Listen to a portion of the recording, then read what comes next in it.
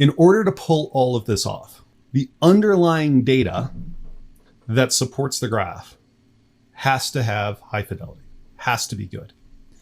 And to pull that off, what we do is really deep analysis. So we're going to use a combination of approaches to inspect the app. We're going to do binary scans.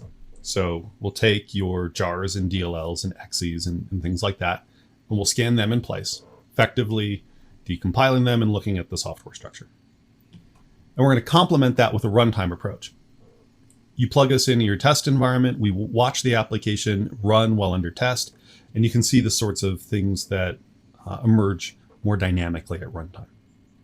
So these two approaches give a lot better fidelity than other kind of simpler approaches, like just plug into the repo and grab the source code and scan it.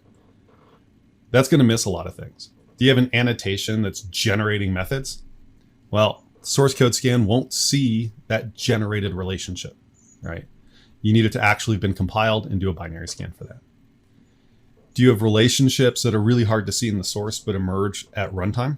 Maybe it's a REST API call, but the endpoint is looked up from some sort of a service registry. Well, the endpoint isn't clear in the source. It is clear once you watch the thing run, and the runtime scan really does add that kind of fidelity. The data is super important, and at CodeLogic, we think it's worth doing the hard work to inspect things really carefully to get as good a data fidelity as possible so that the rest of your decisions are on point.